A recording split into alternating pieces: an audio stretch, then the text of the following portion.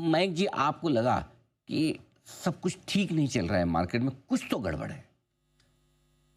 देखिए, ये ना जो गड़बड़ शुरू हो गई थी, वो तो जुलाई 2023 में ही गड़बड़ शुरू हो गई थी। अच्छा। तो जुलाई 2023 से ही गड़बड़ मतलब दिखने लग गई थी कि मार्केट में गड़बड़ हो रही है। और जब तक जनवरी 2024 आया, तब तक बिल्कुल निश्चित हो गया था कि गड़बड़ इंडीड हो रही है। मतलब अगर जुलाई 2023 में कोई भी शंका थी, तो बाय द टाइम 2024 का जनवरी आया, तब तक वो सारी शंकाएं मतलब हट गई थी और कोई शक नहीं बचा था कि कोई एक बड़ी एंटिटी है जो कि मार्केट को डेलिबरेटली मैनिपुलेट कर रही है। इसका अंदाजा आप आईवी से लगा सकते हैं। इंप्लाइड वॉलिटिलिटी एक पैरामीटर होता है ऑप्शंस में, तो उसके बारे में मैं आगे चर्चा करूंगा कि उससे कैसे अंदाजा लगाया जा सकता है। बट हाँ, तो ये जो आपके सवाल का आंसर है वो यही है कि जुलाई 2023 में पता चला था और मतलब होने लग गया था जुलाई 2023 से, और जनवरी 2024 में निश्चित हो गया था कि ये इंडीड हो रहा है। तो उसके बाद आपने सेबी को पत्र लिखा, आपने उनको जानकारी दी कि कुछ किसी न किसी नहीं तरह नहीं, से? सेबी को मैंने पत्र काफी विलंबित तौर पे लिखा। अच्छा। सेबी को मैंने तो काफी मार्केट पार्टिसिपेंट्स को आइडिया लग रहा था कि मैनिपुलेशन हो रहा है। मतलब काफी मार्केट पार्टिसिपेंट्स हैं जो एक्सपीरियंस्ड हैं, जो इतने ही क्वालिफाइड है। मैं अकेला नहीं हूं, तो काफी लोगों को अंदाजा लग रहा था कि मार्केट मैनिपुलेटेड है, बट कोई उसकी चर्चा नहीं कर रहा था।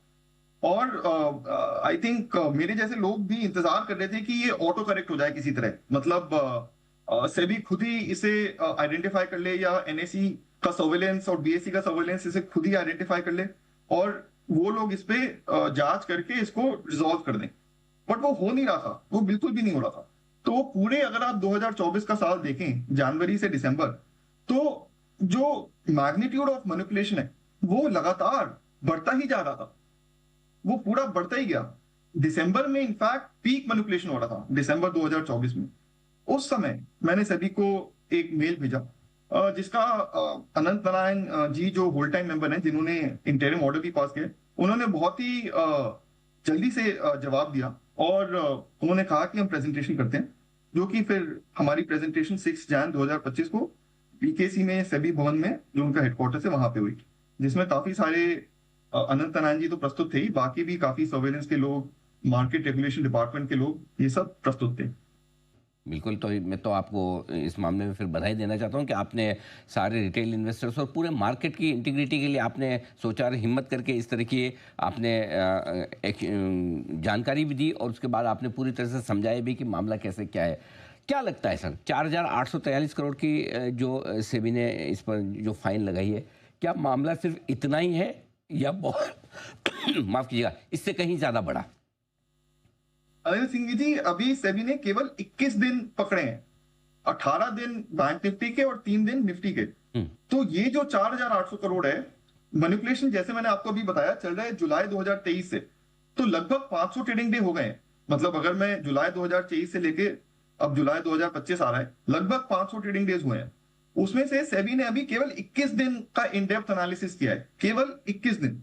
उस 21 दिन में 4,800 करोड़ का घोटाला सेबी को लगा है। और जो 2 साल में जेन स्ट्रीट ने पूरा प्रॉफिट कमाया है, वो 36,500 करोड़ है। मेरा अनुमान ये है कि ये जो पूरा का पूरा जो जेन स्ट्रीट का प्रॉफिट है, लगभग पूरा का पूरा ही ये मैनिपुलेशन से आया है। उसके भी कारण है कि ऐसा मुझे क्यों लगता है।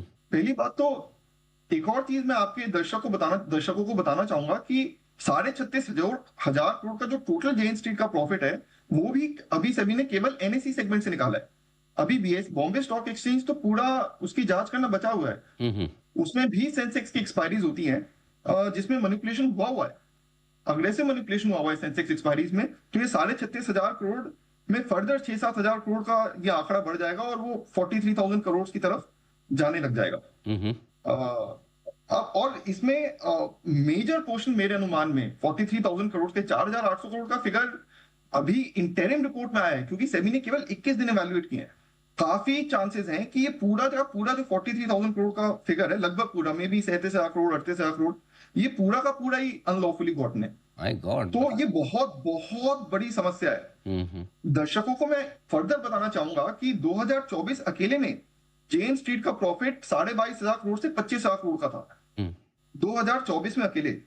Just to give colour on this, मतलब just to put things in perspective here, 22,500 25,000 crore is the summation of the frauds of Nirav Modi, Vijay Mallya and Ketan Parekh combined. मतलब इतना बड़ा मामला है। It is these three frauds combined, and this is happening. ये इसकी जो हो रहा है, ये साल पे साल इतना बड़ा हो रहा है। करेक्ट। मतलब एक तो 2024 का फिगर इन तीनों की फ्रॉड इतना बड़ा है, और ये साल पे साल हो रहा है। तो बहुत गंभीरता का मामला है, अति गंभीरता का मामला है। एक फाइनेंशियल इमरजेंसी जैसी सिचुएशन है लिटरली। ओह, तो आप ये कह रहे हैं कि सिर्फ एक ही साल का जो घोटाला इन्होंने किया 22-25 हज़ार करोड़ का, वो तीनों ही नीरव मोदी, विजय माल्या और अगर केतन पारेख के घोटाले को मिलाकर देखें, उससे ज़्यादा कोई बड़ी बात नहीं। 4,800 करोड़ का जो मामला पकड़ा है सिर्फ 20-22 दिन की ट्रेडिंग का, वो करीबन 10 गुना हो सकता है, 9-10 गुना हो सकता है, यानी 43,000 करोड़ के आसपास का ये बड़ा मामला हो सकता है। अब